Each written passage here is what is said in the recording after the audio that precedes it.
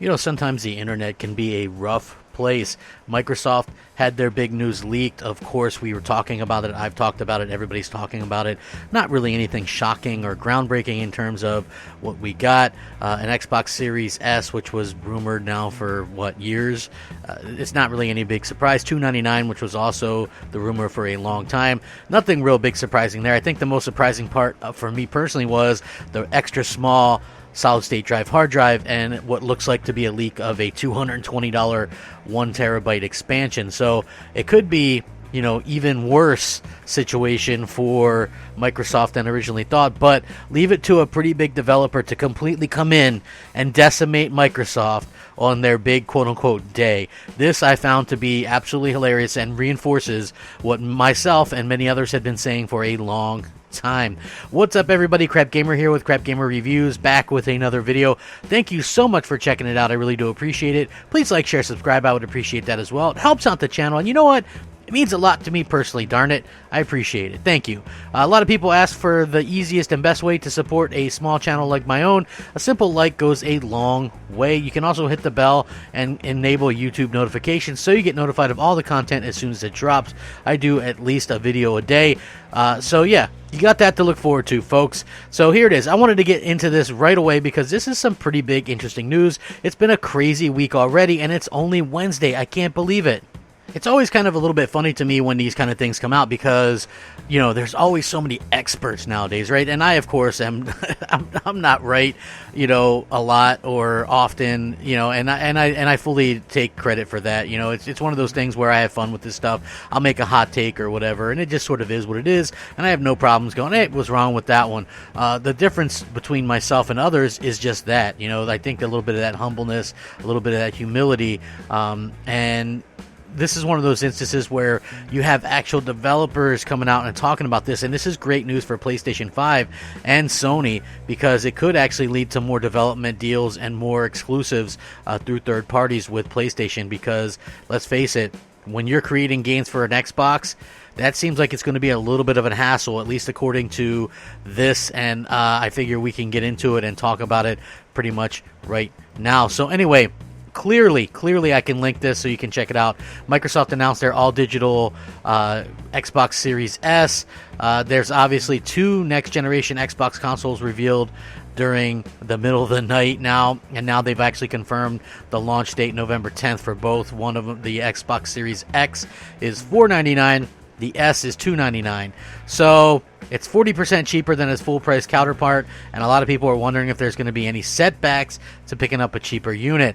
So according to someone who works at Remedy Entertainment named Sasan, the senior technical producer for a yet unannounced title from Remedy Games, took to social media to express his thoughts after Microsoft officially announced the Xbox Series S with price and specs available for all to see.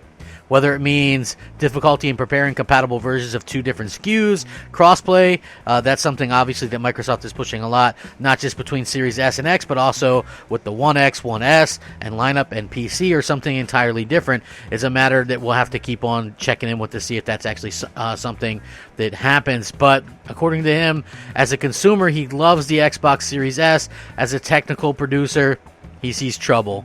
And he quoted that tweet above the official Xbox tweet of the Xbox Series S. So this is something that a lot of people have been worried about, myself included. It's not just the Xbox One support that Microsoft is still doing as well.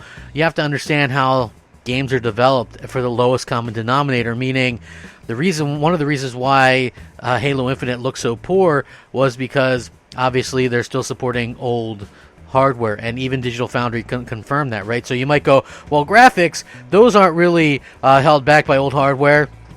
If you go and watch that Digital Foundry video about it, they even said they put a lot of smoke and fog in it and a lot of rocks and a lot of things in the way to cover for the draw distance. So that's definitely cutting down on things. When I see a game that has a significant draw distance or great skies and things like that, that they're getting the most out of that particular game. And when you see Halo Infinite, it just wasn't doing that. It looked pretty terrible in my opinion. So it's very interesting. So now developers building titles for next gen will have 3 different system configurations to prepare for their games: PlayStation 5, Xbox Series X, and Xbox Series S. Now, historically, game development has been hindered by the lowest common denominator, and while the Xbox Series S and PlayStation 5 are both powerful machines in their own ways, it actually does leave concern for the Xbox Series X, and will it be able to run beyond the increased resolution over the Series S, which is going to be a problem. So, again, not only is having the S going to hold back the Xbox Series X, it could potentially hold back the PlayStation 5 in terms of multiplats. Okay, the same thing with the Series X and the Series S. Those could potentially hold back multiplats for the PlayStation 5 in terms of them having a significantly better solid-state drive solution than Microsoft has. So there's kind of trade-offs here all around when it comes to this, and I think that it's something that a lot of people are going to really have to kind of understand.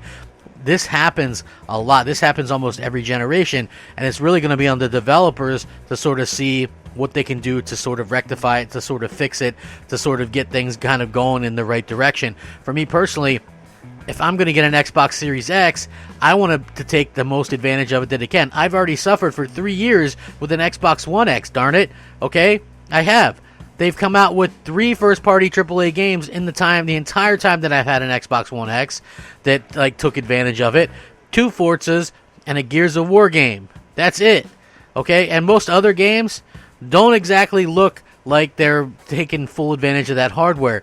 A lot of developers were actually going out there and making things similar between the PS4 Pro and that. And there's like a 40-45% gap in power between the PS4 Pro and the Xbox One X. Yet there's only a 16 to 18% gap in power between the PS5 and the Xbox Series X. And people think there's going to be this huge gulf in games and things like that. It's not. And I mean golf like a GULF, like a golf.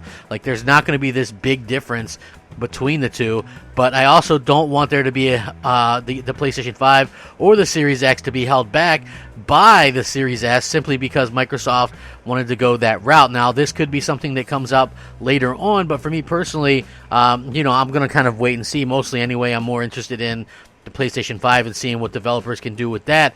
But like I said, this is something that Digital Foundry has covered multiple times. Developers have covered multiple times. Despite the fact that a lot of Xbox fans or fanboys keep saying, well, it doesn't hinder it. And even Phil Spencer himself was saying, old hardware doesn't hinder it. And he brings up PC in comparison. People have to remember, not only is Xbox Series X and S have to run games that also run on a launch Xbox from 2013, that CPU and that hardware is something that's realistically from hardware from 2010 that went into those 2013 consoles. So, you're almost launching in 2021 with 11-year-old, where you have to have stuff that supports an 11-year-old ecosystem. It's not real indicative of getting the most from your games. And you also have to keep in mind that Microsoft has to run everything on phones as well. So you have all the gamut of PCs that you have to run because they're doing everything day and date on PC. You have the full gamut of, their streaming capabilities, the Xbox One from 2013, the S, the SAD, the One X, the Series X, the Series S. It's all just this big conglomeration of nonsense, in my opinion. And this is what happens when you, don't have a clear-cut plan. It's like Microsoft had this plan to be everywhere now, and realistically, they probably should have done things a little bit more scattered. This is great news for the PlayStation 5, because guess what? The PlayStation 5 is only going to be developed, on the PlayStation 5. So those exclusives and things like that, even the multiplats, they only have to hit the PlayStation 5. There's nothing in between. Maybe later on there might be a PlayStation 5 Pro, but in the meantime, it's just the PlayStation 5. So next-gen games all just have that one kind of PlayStation to develop for. And if you don't think that's a big advantage for PlayStation, then I don't know what to tell you. You need to go and ask some developers and things like that. Ask a developer, is it more of an advantage to have one thing to develop for, or if you got to hit different specs on 10 different things, right, or 20 different things? I'm guaranteeing they're going to say it's going to be much easier to develop for the one thing, and that's going to be the honest truth, because I've asked developers have already spoken about it. Like I said, even Digital Foundry, they've mentioned it multiple times. Even Ryan McCaffrey from IGN, who's a big Xbox fan, said that he was drinking the Kool-Aid and that he was sorry for that he does now see that big AAA games are held back by old hardware and weaker hardware. So you have something that's significantly weaker than the Xbox Series X, and for some reason I don't know why Xbox fans are championing the Series S if they're planning on getting the X, other than the fact that they think it's going to sell well, which I've covered before. It's so ironic that Xbox fanboys don't care about sales, quote unquote, but then despite the fact that they're talking about getting the Series X, they hype up the Series S, and the only reason they do that is because they think it's going to outsell the PS5. It's not going to, folks. The SAD didn't outsell the PS4. The Xbox One S didn't outsell the PS4. It's not going to happen. I hate to be that guy, but it's just not happening. Anyway, let me know what you think down below in the comments. Thank you so much for watching, and have a fantastic day. Please take care of yourselves. Stay safe, happy, and healthy. Rack 'em up, my friends. Game on. Game on. Crapgamer, out. Unscripted.